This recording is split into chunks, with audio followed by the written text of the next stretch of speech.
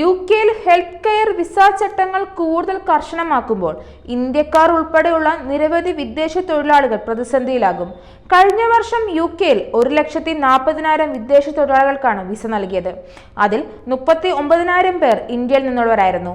ഇങ്ങനെ ജോലിക്കെത്തി എന്തെങ്കിലും വിധത്തിൽ ജോലി നഷ്ടപ്പെടുകയോ സ്പോൺസർ അയോഗ്യനാക്കപ്പെടുകയോ ചെയ്യുന്ന സാഹചര്യത്തിൽ പുതിയ സ്പോൺസറെ കണ്ടെത്താൻ കൂടുതൽ സമയം അനുവദിക്കണമെന്ന് കുടിയേറ്റ തൊഴിലാളികൾ സർക്കാരിനോട് ആവശ്യപ്പെടുകയാണ്.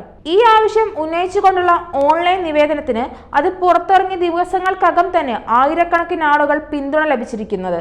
ഈ മാസം ആദ്യം മുതൽ പ്രാബല്യത്തിൽ വന്ന നിയമമനുസരിച്ച് ഇംഗ്ലണ്ടിൽ കെയർ വർക്കർമാരുടെ സ്പോൺസർമാരായ കെയർ സേവന ദാതാക്കളായ കമ്പനികൾ കെയർ ക്വാളിറ്റി കമ്മീഷനിൽ രജിസ്റ്റർ ചെയ്യണമെന്ന നിബന്ധന കൊണ്ടുവന്നു.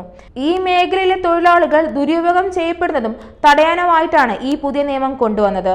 എന്നാൽ ഇന്ത്യയിൽ നിന്നുൾപ്പെടെയുള്ള നിരവധി വിദേശ കെയർ വർക്കർമാർക്ക് ഈ നീക്കം ഏറെ തിരിച്ചടിയായെന്ന് തന്നെ പറയാം. നേരത്തെ സ്പോൺസർമാരായിരുന്നവരും പലരും ഈ പുതിയ നിയമം വന്നതോടെ സ്പോൺസർമാർ അല്ലാതായി തീർന്നു.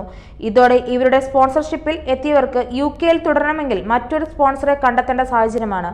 ഇതിനായി നിയമം അനുവദിക്കുന്നത് കേവലം 60 ദിവസങ്ങൾ മാത്രം. ഒരു കുടുംബത്തെ സംബന്ധിച്ച് തിരികെ പോകാനുള്ള ഒരുക്കങ്ങൾ നടത്തുവാനൊക്കെ 60 ദിവസങ്ങൾ തീരെ കുറവാണ്. മക്കളുടെ സ്കൂൾ പഠനം താറുമാറാകുമെന്ന് മാത്രമല്ല, വാടക അഡ്വാൻസ് തിരികെ ലഭിക്കാനും ബുദ്ധിമുട്ടാകും. അതുപോലെ ടിക്കറ്റ് ചാർജുകൾ, റീലൊക്കേഷൻ ചെലവുകൾ എന്നിവയൊക്കെ കണ്ടെത്തണം. ഒരുപാട് ഹെൽത്ത് കെയർ വർക്കർമാർക്ക് യുകെയിൽ തൊഴിൽ നഷ്ടപ്പെട്ടിട്ടുണ്ട്.